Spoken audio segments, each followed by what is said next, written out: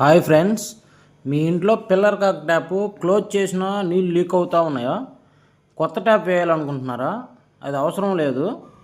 ఈ వీడియోలో నేను ఒక 100 రూపీస్ స్పిండిల్ చేంజ్తో పిల్లర్ కాక్ రిపేర్ ఎలా చేయాలో క్లియర్గా చూపిస్తాను.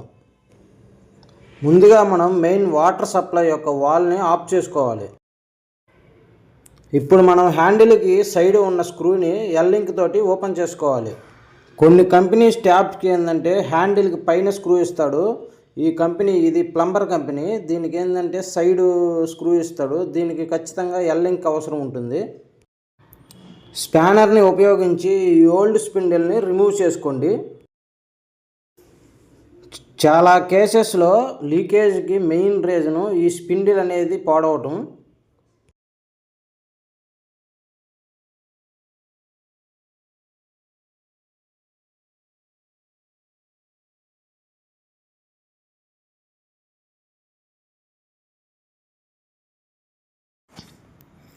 ఇప్పుడు న్యూ స్పిండిల్ని సేమ్ పొజిషన్లో ఇన్సర్ట్ చేయండి.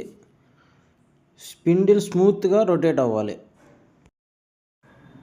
స్పిండిల్ని కరెక్ట్గా టైట్ చేయండి, ఓవర్ టైట్ చేయకండి.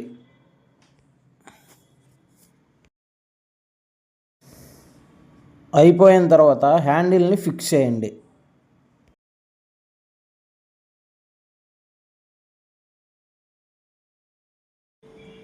ఇలా చిన్న స్పిండిల్ చేంజ్ చేయడంతో పిల్లర్ కాక్ మళ్ళీ కొత్తదిలాగా పనిచేస్తుంది.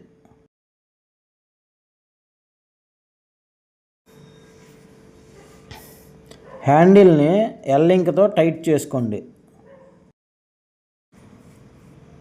ఈ వీడియో మీకు యూజ్ఫుల్ అనిపిస్తే లైక్ చేయండి. ఇలాంటి ఎలక్ట్రికల్ అండ్ ప్లంబింగ్ వీడియోస్ కోసం సబ్స్క్రైబ్ చేసి బెల్ ఐకాన్ ప్రెస్ చేయండి. బిగించడం పూర్తయింది కాబట్టి ఇప్పుడు మనము కింద యాంగిల్ వాల్ ఆన్ చేసి ఒక్కసారి చెక్ చేసుకుందాం.